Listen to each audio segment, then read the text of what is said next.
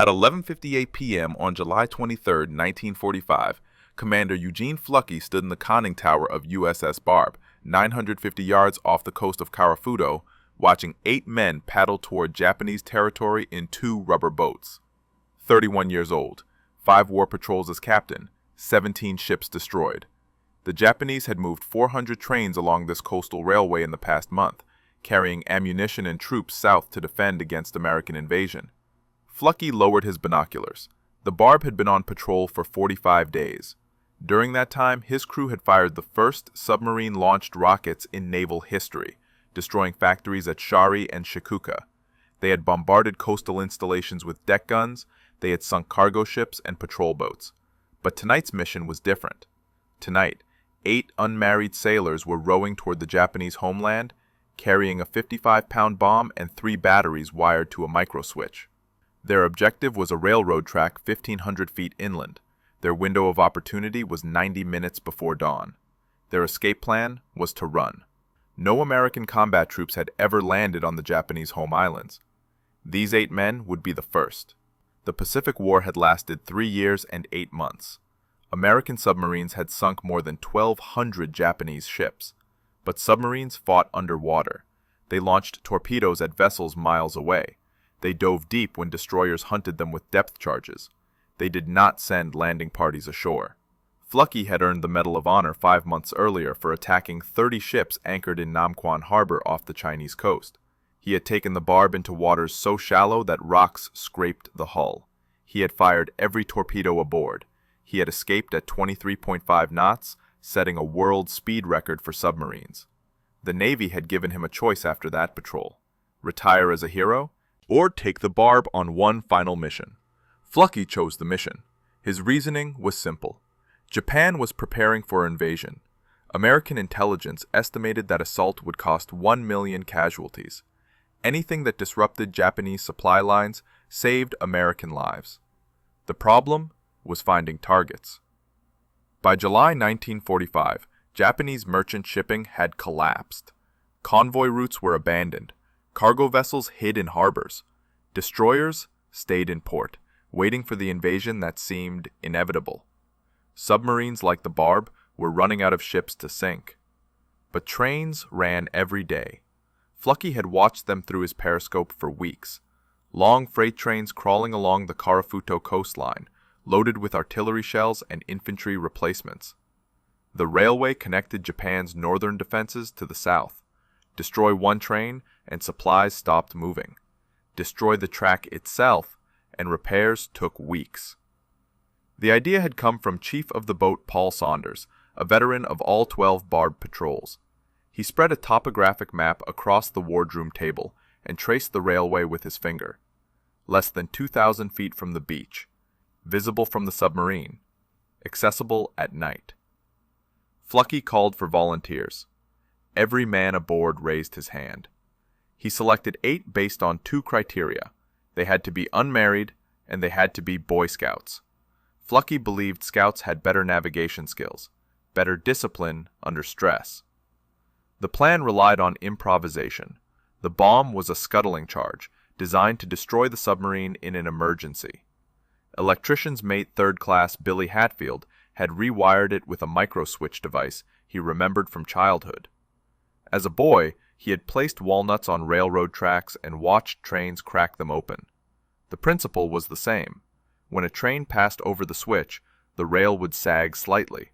The contact would complete the circuit. The bomb would detonate. Simple physics, catastrophic results. But the landing party needed time. Time to paddle ashore without being spotted by Japanese patrols. Time to cross 1,500 feet of open ground to the railway. Time to dig under the tracks and bury the device. Time to arm the microswitch. Time to run back to the boats before a patrol found them. And time to row back to the Barb before dawn exposed them on open water. Fluckey checked his watch. 12:03 a.m. The rubber boats had disappeared into darkness. If you want to see whether Hatfield's microswitch worked under a 16-car train, please hit that like button. It helps us share more forgotten World War II stories. Subscribe if you haven't already. Back to Fluckey. He turned to his executive officer. The Barb would wait at periscope depth, engines running, ready to dive if patrol boats approached. If the landing party missed their extraction window, Fluckey had given them final orders. Head north to Siberia, 130 miles through mountain ranges. Survive as long as possible. But Fluckey had no intention of leaving 8 men behind. He had brought every sailor home from every patrol. The Barb had never lost a man to enemy action. Not one Purple Heart had been awarded to his crew in 5 patrols. He intended to keep that record. On the beach, 8 Americans were digging into Japanese soil. Lieutenant William Walker stepped onto Japanese sand at 12:07 a.m.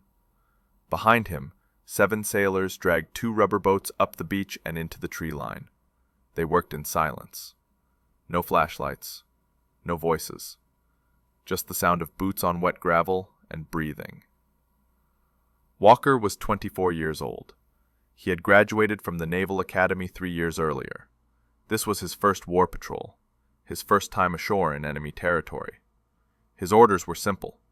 Plant the bomb, get back to the boats. Do not engage the enemy under any circumstances.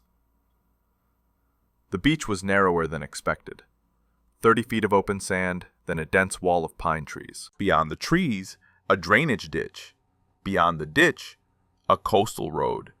Beyond the road, 1,500 feet of open ground leading to the railway. Billy Hatfield carried the bomb in a canvas bag. 55 pounds of explosives wired to 3 batteries and a micro switch. The device was crude but effective. The micro switch sat inside a pickle jar. When the train passed overhead, the rail would press down on the jar. The jar would compress the switch, the circuit would close, the batteries would send current to the detonator. Hatfield had tested the mechanism 3 times aboard the Barb. All 3 tests succeeded, but lab conditions were different from field conditions. Rain could short the circuit. Vibrations could trigger the switch prematurely. A Japanese patrol could spot them before the device was armed. The landing party moved through the trees in single file. Walker led. Hatfield followed with the bomb. 6 sailors spread out behind them, carrying shovels and wire cutters. They had studied aerial photographs of this section of coastline for 2 weeks. The railway ran parallel to the beach, roughly 2,000 feet inland. A dirt service road connected the tracks to the coastal highway. Japanese maintenance crews used that road to inspect the line every morning at dawn. Dawn was 90 minutes away. Walker checked his watch every 30 seconds. Time was the enemy now. Not Japanese soldiers, not patrol boats, just the rotation of the earth and the approach of daylight. They reached the drainage ditch at 12:15. The ditch was deeper than the photographs suggested. 6 feet deep, filled with 2 feet of water. Walker climbed down first. Cold water soaked through his boots. He crossed the ditch in 4 steps and pulled himself up the opposite bank. The coastal road was empty. No vehicles, no sentries, no lights from nearby buildings. The aerial photographs had shown a small fishing village half a mile south. Walker could see lights in that direction, faint yellow dots against the darkness, but the road itself was deserted. The landing party crossed in pairs. Walker waited until all 8 men were across, then signaled them forward. They moved low and fast, staying in the shadows near the tree line. The open ground between the road and the railway stretched ahead of them like a spotlight. This was the dangerous part. 1,500 feet of flat terrain with no cover. If a Japanese patrol spotted them, there was nowhere to hide. No trees, no buildings, just grass and rocks and moonlight. Walker made a decision. They would not cross as a group. Too visible. Too slow. Instead, they would split into 2 teams. Team 1 would cross first and secure the railway. Team 2 would wait at the tree line with the bomb. Once Team 1 signaled, Team 2 would cross with Hatfield. 3 sailors sprinted across the open ground. Walker watched them disappear into the darkness near the tracks. He counted to 60. No gunfire. No searchlights. No alarm. Team 1 had made it. Walker tapped Hatfield on the shoulder. They ran. The ground was rougher than it looked, rocks and divots hidden in tall grass. Hatfield stumbled twice but kept moving. The canvas bag bounced against his hip. Walker focused on the darkness ahead. Just keep running. Just reach the tracks. They covered 1,500 feet in 2 minutes. The railway was a single-track line running north to south along the coast. The rail sat on wooden ties embedded in gravel. Telegraph poles lined the eastern side of the track. The poles carried communication wires connecting coastal stations to inland command posts. Walker dropped to one knee beside the tracks. Hatfield set the bomb down and opened the canvas bag. The other sailors formed a perimeter, watching the approaches from north and south. No trains visible in either direction. No maintenance crews. No patrols. Hatfield pulled out the first shovel and began digging between two ties. The gravel was loose, easy to move. He cleared a space roughly 2 feet wide and 18 inches deep, big enough for the bomb, deep enough to hide the wiring. Another sailor joined him with a second shovel. They worked fast. Gravel flew. Sweat ran down their faces despite the cold night air. Walker kept checking his watch. 12:28, 12:31, 12:34. 56 minutes until dawn.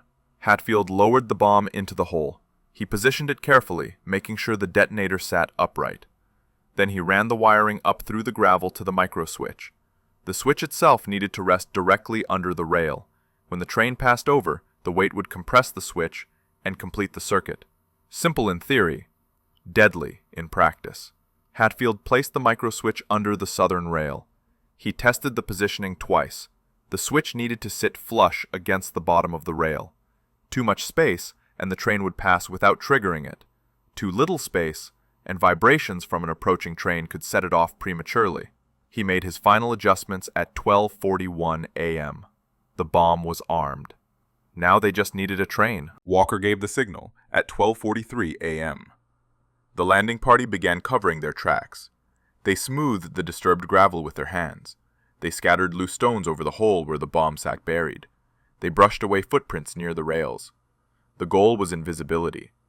A Japanese maintenance crew inspecting the line at dawn should see nothing unusual. No disturbed earth, no exposed wiring, no signs that anyone had been near the tracks. Hatfield made one final check of the microswitch. The device rested snugly against the underside of the southern rail. The wiring ran from the switch down into the gravel hole where the bomb waited. Everything was in position. Everything was armed.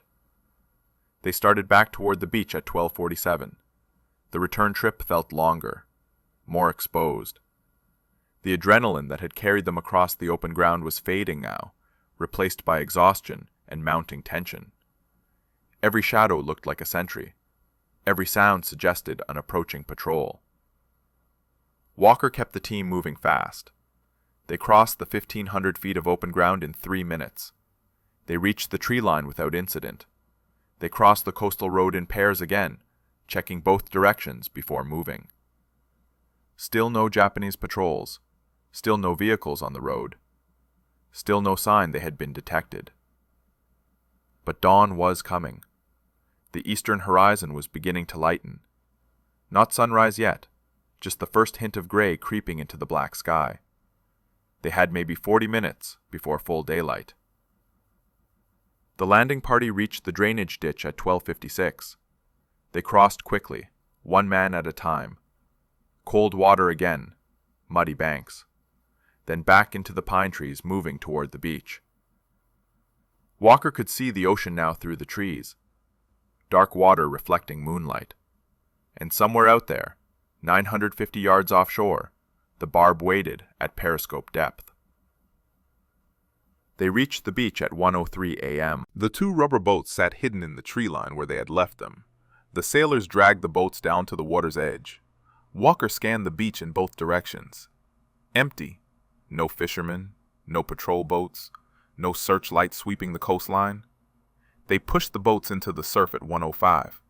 4 men per boat, paddles dipping into black water, pulling hard. The boats moved slowly at first, fighting the incoming tide. Then they cleared the surf line, and the paddling became easier, smoother, faster. Walker looked back at the beach. Already it was fading into darkness behind them. In a few hours, Japanese civilians would wake up in the fishing village. They would go about their morning routines. They would have no idea that 8 Americans had been ashore during the night. The boats reached the Barb at 1:18 a.m. Hands reached down from the submarine's deck to pull the sailors aboard. The rubber boats were deflated and stowed. The deck crew helped the landing party down through the forward hatch. Fluckey was waiting in the control room. He checked his watch. 1:21 a.m.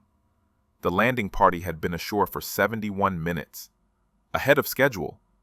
No injuries, no contact with enemy forces. The mission was proceeding exactly as planned. But the bomb had not detonated yet. Fluckey ordered the Barb to remain at periscope depth. They would wait offshore and monitor the railway. If a train triggered the device, they would hear the explosion from 2,000 yards away. If no train came, they would surface at dawn and abort the mission. The waiting began. 1:30 a.m. No explosion. 1:45 a.m. Still nothing. 2 a.m. Silence. The crew stood at their stations, listening. The control room was quiet except for the hum of electric motors and the occasional ping of the sonar. Every man aboard knew what was happening. 8 sailors had planted a bomb on a Japanese railway. Now they were waiting to see if a train would hit it. Fluckey stood at the periscope, watching the coastline. He could see lights from the fishing village. He could see the dark line of the railway running parallel to the beach. But he could not see the bomb, could not see the microswitch, could not see whether the device was still armed or whether something had gone wrong. Submarine warfare was a game of patience.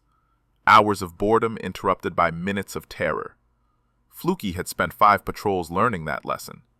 He had learned to wait, to trust his crew, to trust his equipment, to trust the plan. But this was different. This time, the Barb was not hunting. The Barb was waiting.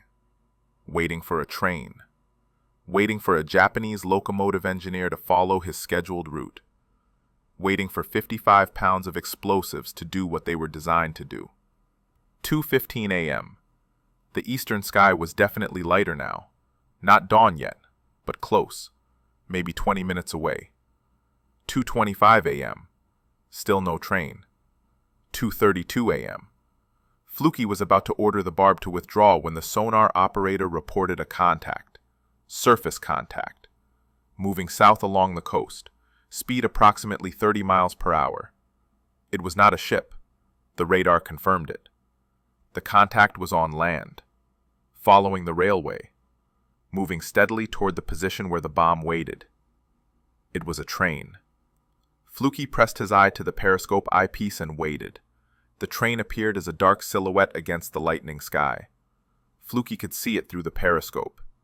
A single locomotive pulling freight cars south along the coastal railway. The engineer was maintaining speed, roughly 30 miles per hour. Standard pace for a supply train on this route. 2:37 a.m.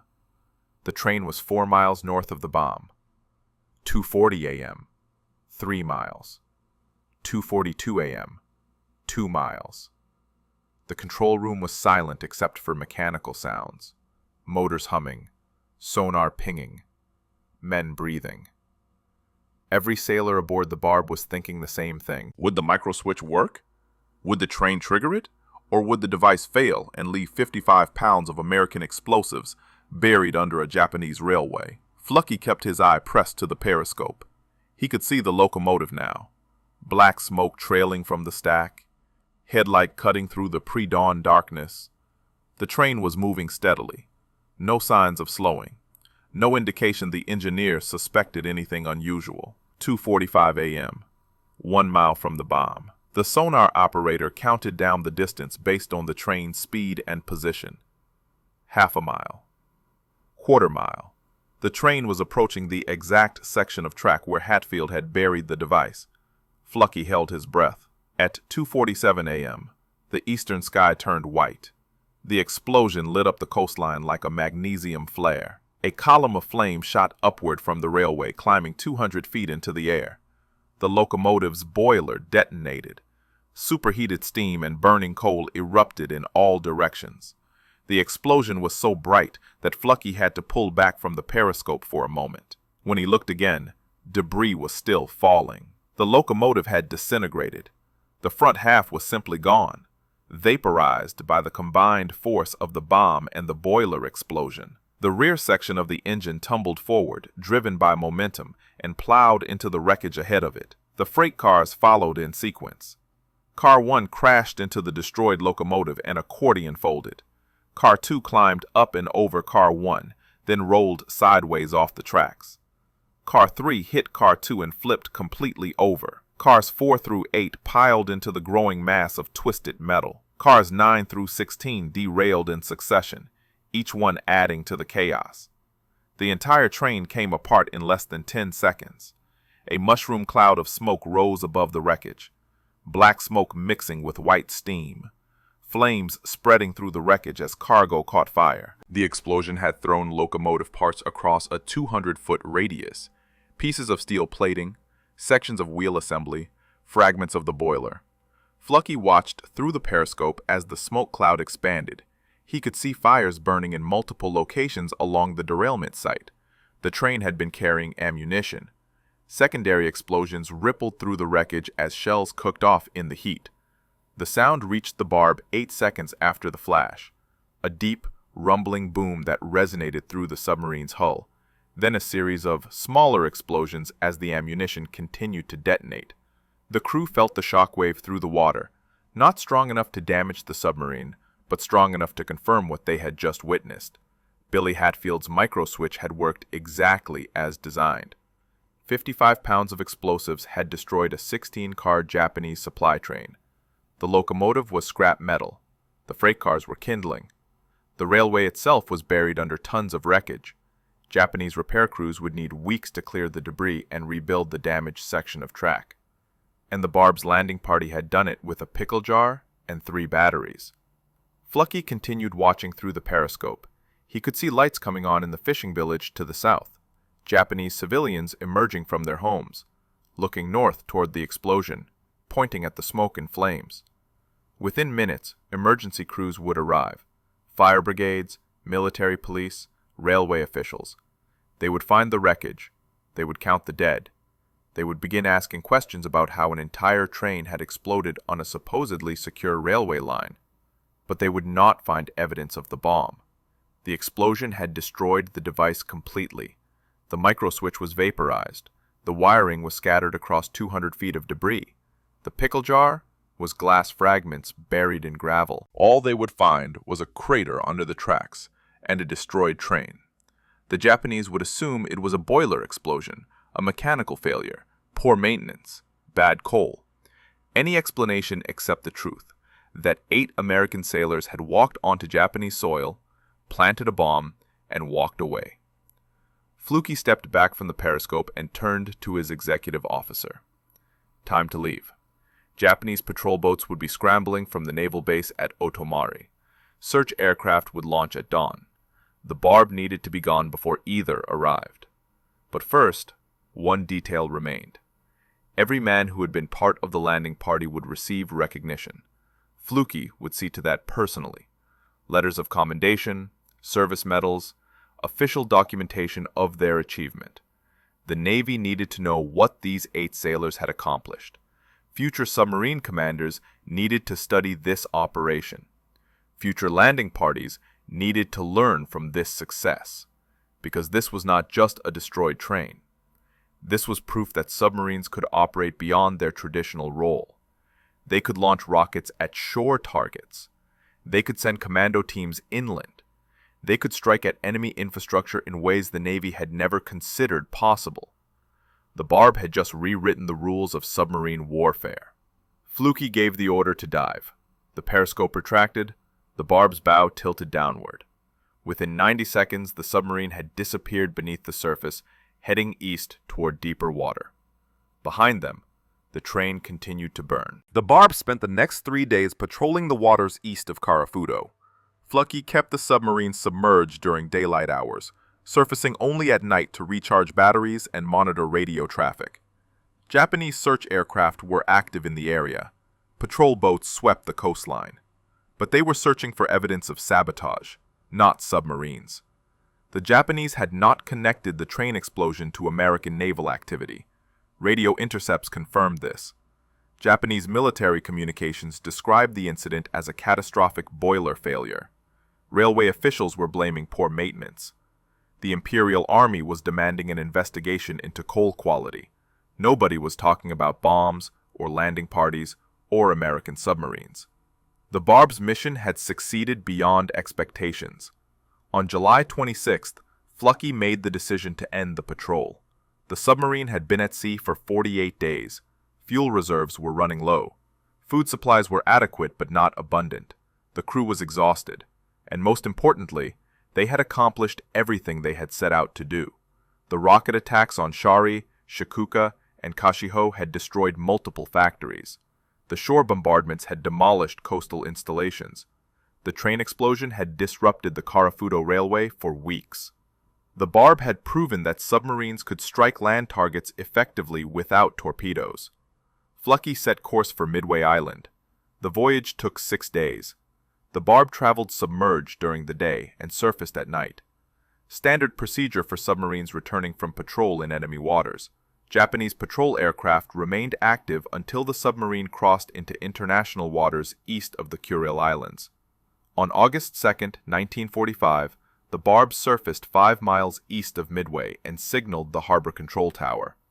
Permission to enter port was granted immediately. The submarine proceeded into the lagoon at 10 knots, following the harbor pilot's instructions.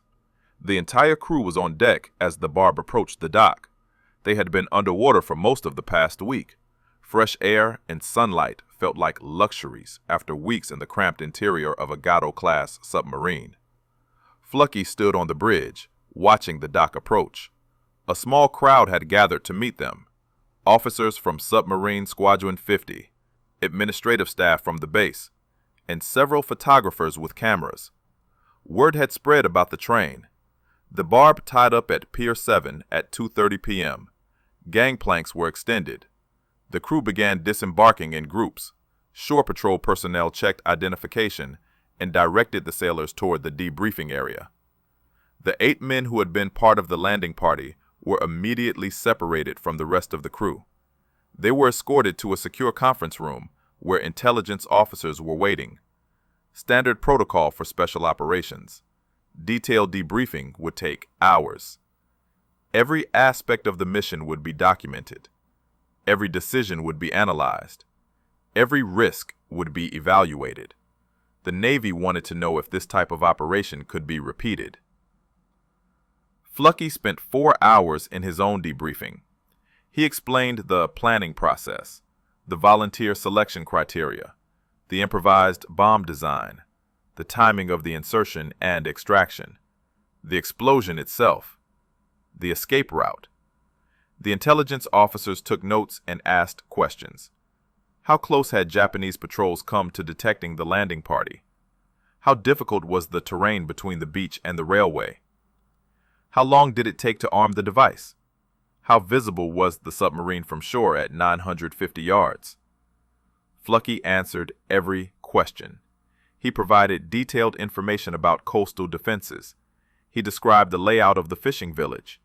He estimated Japanese response times after the explosion.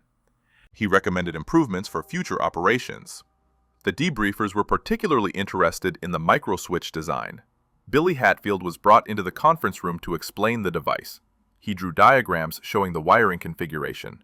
He described how the pickle jar housed the switch. He explained why the pressure from a train would compress the jar and close the circuit. The Navy wanted to know if other submarine crews could replicate this technology. Hatfield confirmed they could. The components were simple. Scubbling charges were standard equipment on all submarines. Batteries were abundant. Microswitches could be obtained through supply channels. The only requirement was someone with electrical knowledge to wire it correctly. The debriefing ended at 6:45 p.m. Fluckey and the landing party were released with orders to report back the following morning for additional questioning. They walked out of the conference room into the warm midway evening. A crowd of sailors had gathered outside the building. Word had spread through the base about what the Barb had accomplished. Men from other submarines, support personnel, base staff, they wanted to see the crew that had blown up a train. The landing party was exhausted. They had been awake for more than 20 hours. They had paddled 2 miles in rubber boats. They had planted a bomb under a Japanese railway. They had witnessed the largest explosion any of them had ever seen. And they had spent 4 hours answering questions in a windowless conference room. But they were also aware that something significant had happened. They had done something no other submarine crew had ever done. They had landed on enemy territory. They had completed their mission. They had returned without casualties. And they had proven that submarines could operate far beyond their traditional role as torpedo platforms. The Barb's battle flag would soon reflect that achievement. At the bottom center of the flag, between the symbols for ships sunk and rocket attacks launched, the crew would add a new image: a locomotive. The only train ever destroyed by a submarine in naval history. The awards ceremony took place 6 weeks later at Pearl Harbor. By that time, the war had ended. Japan had surrendered on August 15th following the atomic bombings of Hiroshima and Nagasaki. The Pacific Fleet was beginning to demobilize. Thousands of sailors were preparing to return home. But the Navy still had business to complete. On September 18, 1945, Commander Eugene Fluckey received his 4th Navy Cross. The citation specifically mentioned the 12th War Patrol, the rocket attacks, the shore bombardments, and the train demolition. The Navy Cross was the second highest military decoration for valor. Only the Medal of Honor ranked higher. Fluckey already had that medal. He had received the Medal of Honor in March 1945 for the 11th War Patrol. That patrol had taken place from December 19, 1944 through February 15, 1945. The Barb had operated in the Formosa Strait and East China Sea. The mission was to disrupt Japanese shipping along the Chinese coast. On January 8th, the Barb encountered convoy MOTA-30, 9 cargo ships, multiple escorts. Fluckey attacked at night on the surface. The Barb sank 1 large ammunition ship. The explosion lit up the entire convoy. Japanese escorts responded with gunfire and depth charges. The Barb escaped by running on the surface at high speed.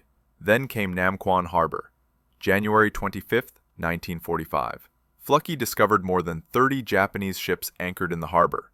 The harbor was located along the Chinese coast, roughly 26 miles inside the 20-fathom curve. Standard submarine doctrine said to stay in deep water. Deep water meant safety. Deep water meant escape routes if destroyers attacked. Nam Quan Harbor had 5 fathoms of water, roughly 30 feet deep, barely enough for the Barb to operate submerged. The bottom was uncharted. Rocks and reefs could tear open the hull. Mines could be anywhere, and once inside the harbor, the only way out was back through the narrow entrance channel. Fluckey decided to attack anyway. The Barb entered Nam Quan Harbor after midnight. Fluckey navigated by periscope, watching the depth gauge constantly. The submarine moved at 5 knots, slow enough to avoid creating a visible wake, fast enough to maintain steering control. At 3,000 yards range, Fluckey fired the Barb's last forward torpedoes. 8 fish, 8 targets. The torpedoes ran hot and straight. 6 hits. 3 ships exploded immediately. The ammunition ship detonated with such force that flaming debris rained down across the harbor. Shells from the cargo exploded in midair. Other ships caught fire.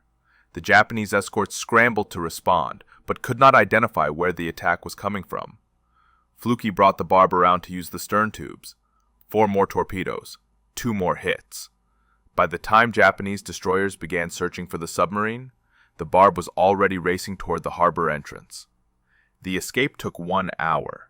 1 hour of full speed through uncharted, mined, rock-obstructed waters. The Barb ran on the surface, engines at 150% capacity, 23.5 knots, a world record for submarines at that time. Destroyers pursued but could not keep up. Shore batteries opened fire, but the Barb was moving too fast for accurate targeting. The submarine reached open water at dawn. Behind them, Nam Quan Harbor was burning. 8 ships had been hit. 6 were sinking or sunk. Japanese repair crews would spend weeks clearing the wreckage. That action earned Fluckey the Medal of Honor. The citation praised his conspicuous gallantry and intrepidity at the risk of his life above and beyond the call of duty. President Harry Truman presented the medal at the White House in March. Fluckey accepted the award on behalf of his entire crew. But the Medal of Honor did not end his career as a submarine commander. The Navy gave him a choice: accept the desk assignment or take the Barb on one more patrol. Fluckey chose the patrol. His reasoning was the same as before. The war was still being fought. American lives were still at risk. Submarines could still make a difference. And the Barb was ready for another mission. That decision led to the 12th Patrol, the rocket attacks, the train demolition, the only American ground combat operation on Japanese home islands during the entire war. Now, in September 1945, Fluckey stood at attention as Admiral Chester Nimitz pinned the 4th Navy Cross to his uniform. The ceremony was brief. No speeches, no photographs for the press, just a simple presentation in front of assembled naval officers at Pearl Harbor. Afterward, Nimitz asked Fluckey about his plans. The war was over. The submarine fleet was being reduced. Many commanders would be reassigned to administrative positions or released from active duty. Fluckey said he intended to stay in the Navy. Submarine warfare had changed during the war. Torpedoes were no longer the only weapon. Submarines could carry rockets. They could send landing parties ashore. They could operate in shallow coastal waters previously considered too dangerous. The future of submarine warfare was just beginning. Nimitz agreed. The Navy would need experienced commanders to develop new tactics, to train new crews, to push the boundaries of what submarines could accomplish.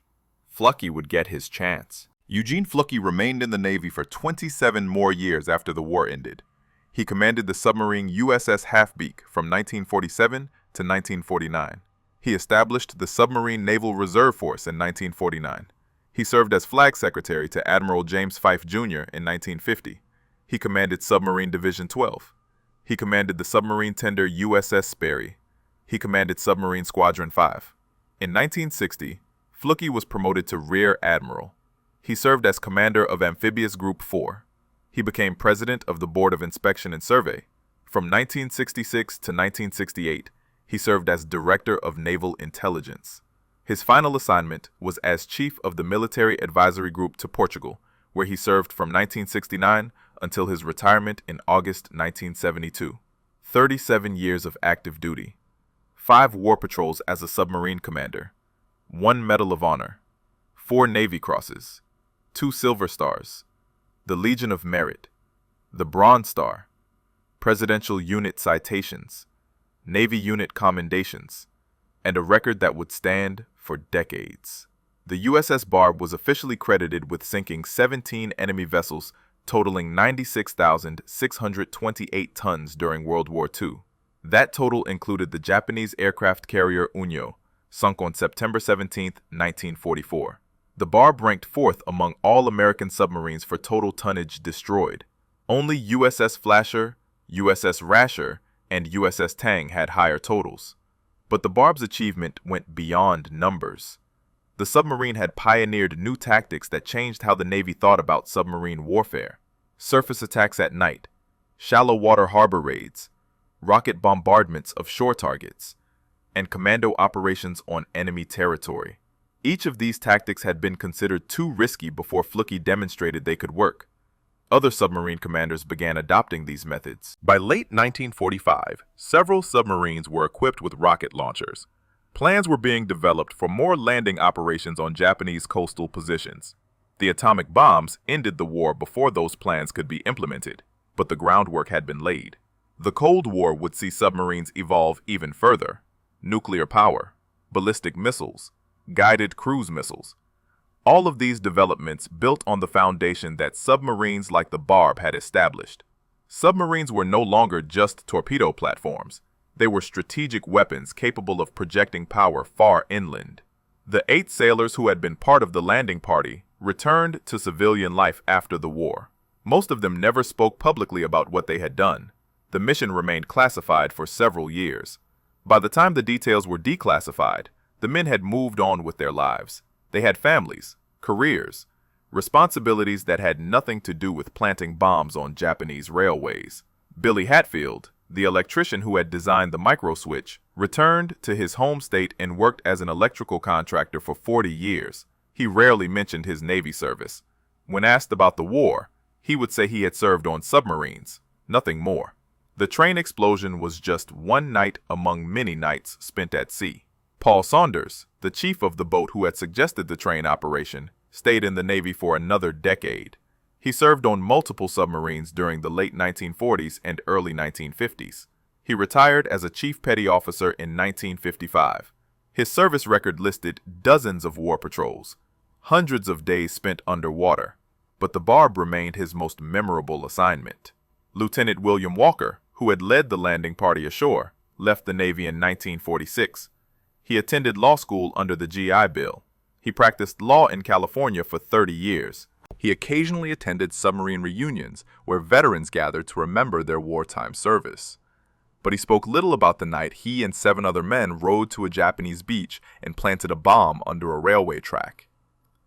The USS Barb herself had a longer career than most of her crew expected. After the war ended, the submarine was decommissioned and placed in reserve. In 1954, she was transferred to the Italian Navy as part of the Mutual Defense Assistance Program. The Italians renamed her Enrico Tozzoli. She served the Italian Navy for 18 years. In 1972, the submarine was sold for scrap. The price was approximately $100,000. Admiral Fluckey later said that if the crew had known the Barb was being scrapped, they would have bought her themselves and brought her back to the United States as a museum ship. The Barb's battle flag survived. It is now displayed at the Submarine Force Library and Museum in Groton, Connecticut. The flag shows the symbols of 17 ships sunk, multiple rocket attacks, shore bombardments, and at the bottom center, a locomotive. Visitors to the museum can see the flag and learn the story behind that unusual symbol. In 2020, the Secretary of the Navy announced that a future Virginia-class submarine would be named USS Barb. The new submarine, designated SSN 804, will carry on the legacy of the original. The name will remind future generations of sailors what one submarine and one determined crew accomplished during 12 war patrols in the Pacific. But the most remarkable statistic about the USS Barb had nothing to do with ships sunk or tonnage destroyed. In 5 war patrols under Eugene Fluckey's command, the Barb suffered 0 casualties. Not one man wounded in combat. Not one man lost to enemy action. Not a single Purple Heart awarded to any crew member during Fluckey's command. This was not luck. This was leadership. Fluckey believed that aggressive tactics saved lives. Submarines that waited passively for targets put themselves at risk. Submarines that attacked decisively and retreated quickly survived. The Barb proved that theory across 5 war patrols and 48 combat actions. The crew trusted Fluckey because he made calculated decisions. He studied intelligence reports. He analyzed enemy patrol patterns. He planned escape routes before launching attacks. And he never asked his men to take risks he would not take himself. That trust created an environment where innovation thrived. Billy Hatfield felt comfortable suggesting a microswitch design based on childhood memories. Paul Saunders felt empowered to propose landing parties on enemy beaches. The entire crew volunteered for dangerous missions because they believed their commander would bring them home. And he did, every single time. The legacy of the USS Barb extends beyond the ship sunk and the train destroyed. The submarine demonstrated that small crews with limited resources could accomplish extraordinary things when properly led and properly motivated.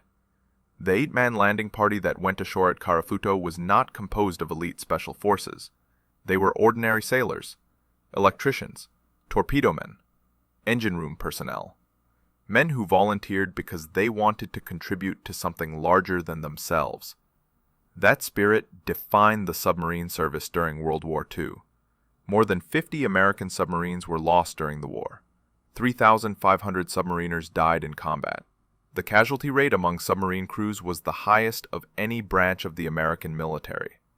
Roughly 22% of submariners who went to sea never came home.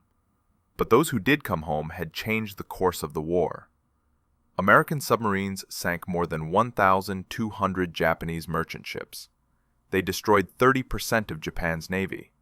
They disrupted supply lines across the entire Pacific. They forced Japan to divert destroyers and aircraft to anti-submarine patrols instead of offensive operations. The USS Barb's contribution to that effort was significant but not unique. Dozens of other submarines conducted equally dangerous patrols.